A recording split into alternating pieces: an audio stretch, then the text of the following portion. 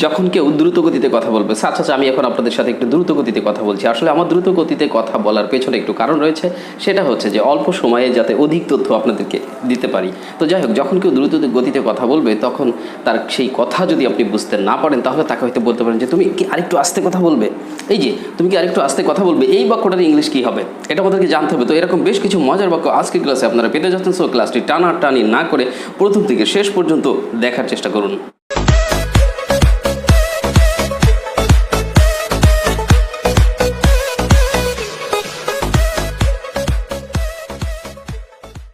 আর আপনারা যারা বাড়িতে বসে নিজে নিজে ইংরেজি শিখতে চান, তারা আমাদের এই বইয়ের একটি কপি সংগ্রহ করতে পারেন। এটা আমাদের কোর্সের বই, এটা আমাদের কাছে ছাড়া আর কোথাও পাওয়া যায় না, তাই আমাদের কাছ থেকে সরাসরি কুরিয়ারের মাধ্যমে আপনি নিতে পারেন। তো যাই হোক, আগ্রহী থাকলে এই বইটি নেবেন। বইয়ের ভিডিও ক্লাসগুলো আমাদের ইউটিউব চ্যানেলে পেয়ে যাবেন, সহজে নিজে নিজে ক্লাস করতে পারবেন, সব কিছু বুঝতে পারবেন। এখন যে বিষয়টি বলছিলাম যে তুমি কি আর একটু আস্তে কথা বলবে, এই যে আস্তে কথা বলবে, এই বাক্যের ইংলিশটা আসলে কী হতে পারে? তখন আপনি এক্ষেত্রে বলতে পারেন যে could you please speak slower, অথবা could you please talk slower. TALK, talk মানে কথা বলা, স্পিক মানে কথা বলা। যদি এর ভিতরে কিছু ডিফারেন্স আছে তো ওটা নিয়ে এখন চিন্তা করার দরকার নেই, আপাতত বলেন could you please talk slower, could you please speak slower, SLOWER। খেয়াল রাখবেন আমি বাক্যটি কী দিলাম। কারো একটা কথা শুনে হয়তো আপনি বুঝতে পারেননি, তখন আপনি চাচ্ছেন যে আরেকবার একটু শুনতে পারলে ভালো হতো। তা ওনাকে হয়তো বলছেন যে দয়া করে তুমি কি ওটা আরেকবার বলবে, ওটা আরেকবার বলবে, could you repeat that please. তাহলে আপনি কি বললেন, could you repeat that please. কিন্তু দেখুন, এই যে ইতিমধ্যে দুইটা বাক্য শেয়ার করেছি, তার দুইটা বাক্যের শুরুতেই আমি কিন্তু কুড ব্যবহার করেছিলাম। এখন ক্যান মানে কি পারা, কুড মানে পারতো। আমরা কিন্তু অনেকে জানি যে মডেল অক্সিলারি ভার্বসের যে ব্যাপার আছে, ক্যান মানে পারা, কুড মানে হচ্ছে পারতো। এখন কথা হচ্ছে যে এই কুড ব্যবহার করা আছে, কুড কিন্তু আসলে ভদ্রচিত অর্থে কোনো কিছু শেয়ার করার জন্য বা বলার জন্য আমরা অনেক সময় কুড ব্যবহার করতে পারি। তো এই কুড মানে যে অতীতকে বোঝালো বা তুমি এটা করতে পারতো ওটা করতে পারতে, ব্যাপারটা কিন্তু এখানে তা বোঝাচ্ছে না। যেমন could you please talk slower, তুমি কি একটু আস্তে কথা বলবে। আমরা could you please repeat that, অথবা could you repeat that please, তুমি কি দয়া করে ওটা আরেকবার বলবে। তো এরকম অনেক কিছুই হতে পারে। কারণ কোনো একটা কথা শুনে আপনি বুঝতেই পারেননি, তখন আপনি বলতেছেন আসলে ওটার মানে কি, ওটার মানে কি, হোয়াট ডাজ দ্যাট মিন। কি বললাম, হোয়াট ডাজ দ্যাট মিন, আসলে ওটার মানে কি, ওটার মানে কি, এই বাক্যটি আপনি বলবেন। আমি বললাম যে আপনি কি রাজি আছেন, মানে আমি যে বিষয়টা বললাম এই বিষয়টা কেমন হয়, শুরু করলে তো এই বিষয়টাতে আপনি রাজি আছেন কিনা। আপনি বলুন হ্যাঁ আমি রাজি আছি। তাহলে আপনি বলতে পারেন যে yes I agree. Okay, very simple. হ্যাঁ আমি রাজি আছি, ইয়াস আই অ্যাগ্রি, অ্যাগ্রি বলবেন। বাট আমি যদি আপনাকে জিজ্ঞেস করি আপনি এখন কোথায় আছেন, বা আপনাকে ফোন দিয়েছি, ফোন দিয়ে বলছি hello brother where are you right now, ঠিক এখন আপনি কোথায় আছেন, হোয়ার আর ইউ রাইট নাও, আমি বললাম এই কথা। তো আপনি তখন মনে করেন যে বাসায় আছেন বা বাড়িতে আছেন, তখন আপনি বলতেছেন যে হ্যাঁ আমি এখন বাড়িতে আছি, I am at home now. কী বলবেন, I am at home now. শুধু আই অ্যাম হোম বলেন না, আই অ্যাম হোম মানে আমি বাড়ি, মানে আপনি একটা বাড়ি হয়ে গেছেন, মানুষ থেকে একটা প্লেস জায়গা রূপান্তর হয়ে গেছেন, ব্যাপারটা তাই মনে হচ্ছে, তাই না? এই জন্য অ্যাট ইউজ করতে হবে, আই অ্যাম অ্যাট হোম নাও, আমি এখন বাড়িতে আছি। আপনি তো কথার মাঝে বলতে চাচ্ছেন আরে এটা তোমার জিহ্বায় ডগায়, কোথায়, এটা তোমার জিহ্বার ডগায় রয়েছে, ঠিক আছে, নাকের ডগায়, জিহ্বার ডগায় যেটা, আপনি বলে it's on the top of my tongue, it's on the top of my tongue, এটা তোমার জিহ্বার ডগায়, মানে কি ইজি ব্যাপার, কোনো ব্যাপারই না। হ্যাঁ, এই ধরনের কথা কিন্তু আপনি বলতে পারেন কখনো কখনো যদি প্রয়োজন হয়। হ্যাঁ ঠিক আছে, সব কিছু ঠিক আছে, আচ্ছা সব কিছু ঠিক আছে, এই অর্থে আপনি বলবেন yeah everything is okay, everything is ওকে।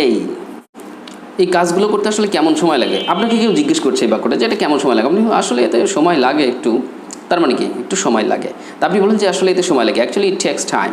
কথাটা কি হচ্ছে খেয়াল করবেন, অ্যাকচুয়ালি ইট টেক্স টাইম, আসলে এতে সময় লাগে।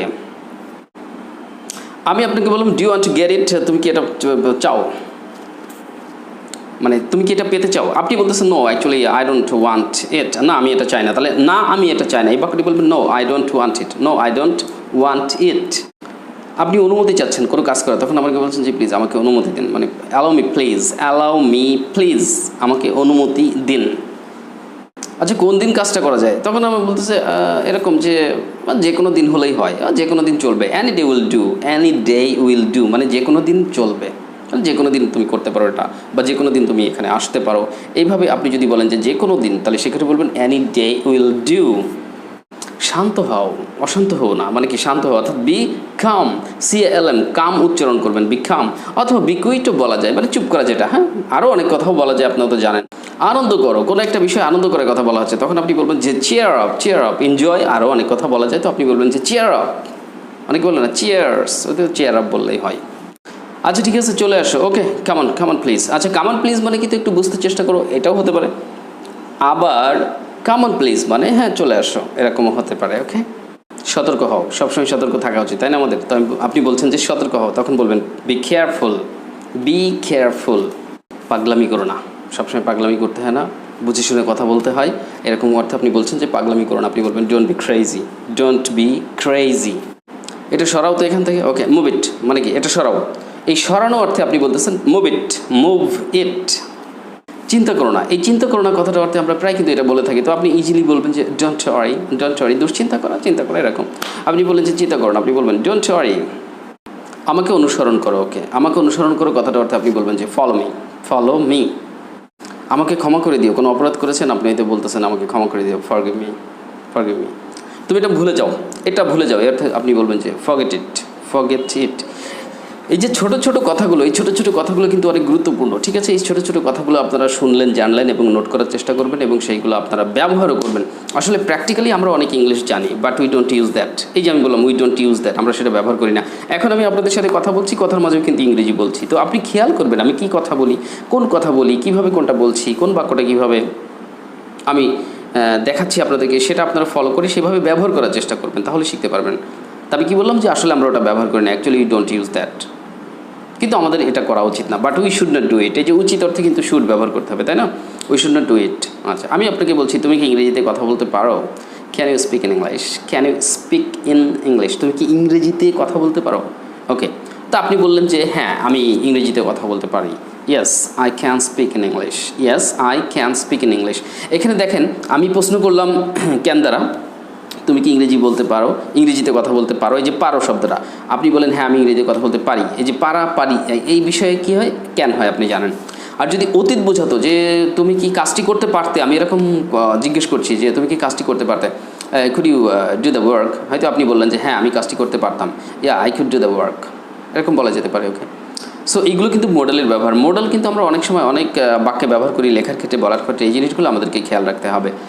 Modal auxiliary verbs are very important for us to know. আমাদের জন্য এটা জানাটা খুব গুরুত্বপূর্ণ, কারণ এই যে ক্যান, কুড ছাড়াও তো আরও অনেক আছে। মনে করেন যে উইল বা উড আছে, সিম্পলি উইল তো আমরা ফিউচার টেন্স ইউজ করি, বাট উড যেটা, উড হচ্ছে বিশেষ করে অতীতে কেউ কোনো কাজ করতে, এরকম অর্থে আপনি উড ব্যবহার করতে পারেন। আমি কিন্তু এর আগে উডের ব্যবহার নিয়ে আলাদা ক্লাস দিয়েছি, আপনারা প্রয়োজনে সেই গ্রামারের ক্লাসগুলো দেখবেন।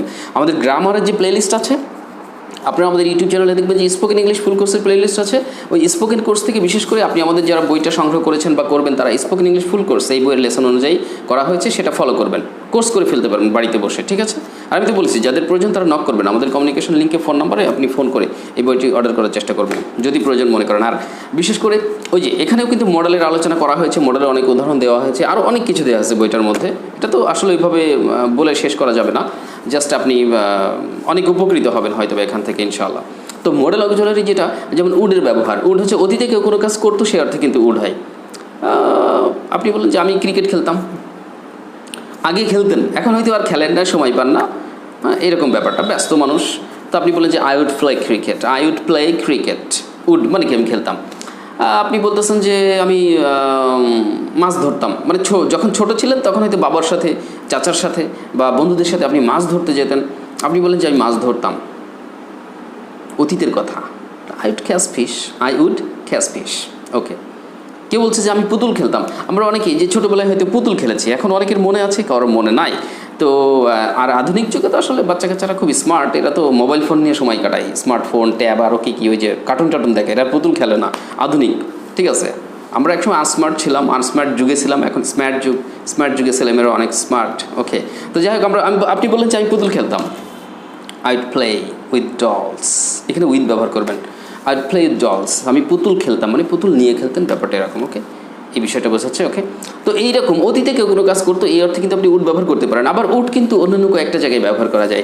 ভদ্রচিত ওয়েতে যদি আপনি কাউকে কোনো কিছু বলতে চান যে would you please have a cup of tea, মানে দয়া করে এক কাপ চা খেলে কেমন হয়, মানে তাকে আপনি কী করছেন, ইনভাইট করছেন চা খাবার জন্য, আমন্ত্রণ জানাচ্ছেন, তো আবার ভদ্রতার সাথে। Would you please tell me your name, would you please tell me your name. এখানে কিন্তু কুডও বলা যায়, সেটা কিন্তু ভদ্রতা অর্থে। যাই হোক, তো আপনি উডও ভদ্রচিত ওয়েতে কোনো বাক্য প্রকাশ করার জন্য উডটাকে ইউজ করতে পারেন। আপনি বললেন যে would you please tell me your name, দয়া করে আপনার নামটা যদি বলতেন বা বলবেন, এরকম কিছু। ওকে, আবার উডের সাথে অনেক বাক্য আমরা ব্যবহার করি, কিন্তু কিছু কিছু বাক্যে কিন্তু মাইন্ড শব্দটি চলে আসে। আপনারা খেয়াল রাখবেন। দেখুন স্পিকিংয়ের সাথে কিন্তু গ্রামার হচ্ছে। আপনি বলতেছেন যে উড ইউ মাইন্ড, এই যে একটু আগে বললাম এক কাপ চা খেলে কেমন হয়, বা আপনি কি দয়া করে এক কাপ চা খাবেন, তো এই যে বিষয়টা আপনি বললেন would you please have a cup of tea, কিন্তু আপনি যদি এখানে মাইন্ড ব্যবহার করতেন উড ইউ মাইন্ড, তখন কিন্তু হ্যাভ নয় হ্যাভিং। মানে আমি বোঝাতে চাচ্ছি মাইন্ড ব্যবহার করলে তারপর যে ভার্বটা আসবে ভার্বের আইনজি যোগ করবেন। Would you mind having a cup of tea, আপনি কি দয়া করে আমাকে একটু সাহায্য করবেন, would you mind helping me, দয়া করে যদি দরজাটা বন্ধ করতেন would you mind closing the door. মাইন্ডের পরে কি ক্লোজিং, তাই না? Helping, having. তারপরে খেয়াল রাখতে হবে যে মাইন্ডের পর কিন্তু ইমিডিয়েট পরে যদি ভার্ব চলে আসে ওই ভার্বের সাথে আমরা আইনজি যোগ করবো।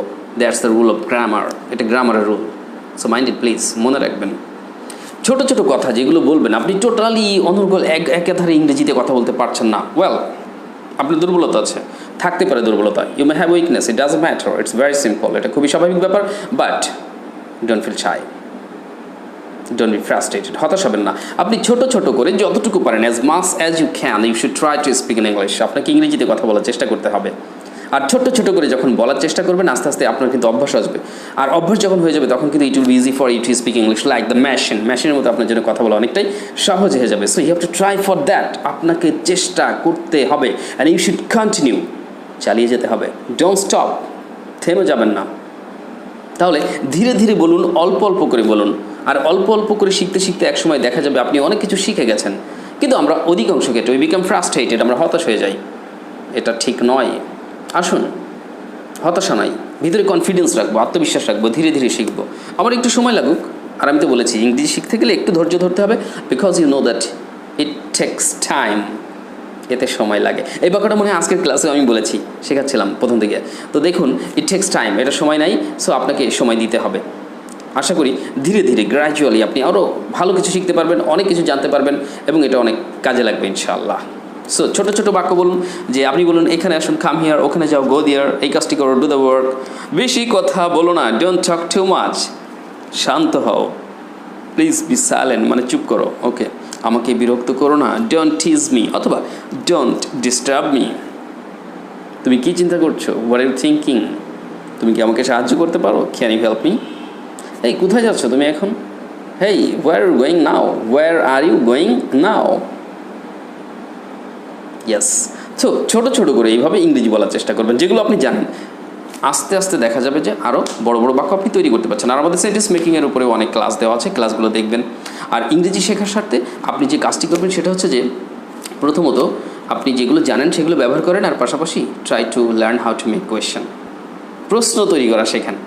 উত্তর দেওয়া না, উত্তর দেওয়া কিন্তু কম বেশি ছোটোখাটো কিছু বললেও হয়, অনেক সময় ভুলতাল মিশ্রিতভাবে কিছু বলে দিলেও অনেক সময় সেটা মনের ভাব প্রকাশ করতে সহায়ক হয়। বাট আপনি যখন কাউকে কোনো প্রশ্ন করতে চাইবেন তখন কিন্তু গ্রামাটিক্যাল বেশ কিছু নিয়মকানুন সঠিক রেখে আপনাকে প্রশ্ন করার চেষ্টা করতে হবে। And if you make mistake, যদি ভুল হয়ে যায়, ইয়াস, তাহলে তো ঝামেলা। প্রশ্ন ভুল হয়ে গেল, যাকে জিজ্ঞেস করছেন সেও কনফিউজড হয়ে গেল যে আসলে আপনি কি জানতে চাচ্ছেন। মানে একটা জাস্ট হোয়াট আ মেজ, আপনি তো একটা বিরাট ঝামেলা কিন্তু এটা। So try to learn how to make question correctly. But শিখতে গেলে ভুল হতেই পারে, কারণ কি আপনাদেরকে মনে রাখতে হবে যে suddenly we learn through mistakes, নিশ্চয়ই আমরা ভুলের মাধ্যমে শিখব। So don't worry, go ahead, সামনের দিকে এগিয়ে যান। সো ডিয়ার ভিউয়ার্স, আর বকবক করবো না, আপাতত এই পর্যন্ত রাখছি। আর আপনারা যারা আমাদের বইটি নিতে আগ্রহী তাদেরকে আবারও স্মরণ করে দিতে চাই, এই বইটি নিয়ে আমাদের ভিডিও ক্লাসগুলো নিয়মিত দেখুন, বাড়িতে বসে নিজের স্পোকেন ইংলিশ কোর্স কমপ্লিট করে ফেলুন। আর আপনাদের সহযোগিতার জন্য আমি তো আপনাদের পাশে ছিলাম এবং থাকবো ইনশাআল্লাহ। ওকে। সো ডিয়ার লার্নার্স, অনেক অনেক ধন্যবাদ আপনাদেরকে আমাদের ক্লাসটি উপভোগ করার জন্য, এবং দ্রুত গতিতে হয়তো আমরা আরও একটি চমৎকার টিউটোরিয়াল নিয়ে আপনাদের সামনে হাজির হব। সো ততক্ষণ সবাই অনেক অনেক ভালো থাকবেন, সুস্থ থাকবেন। আল্লাহ হাফিজ, আসসালামু আলাইকুম।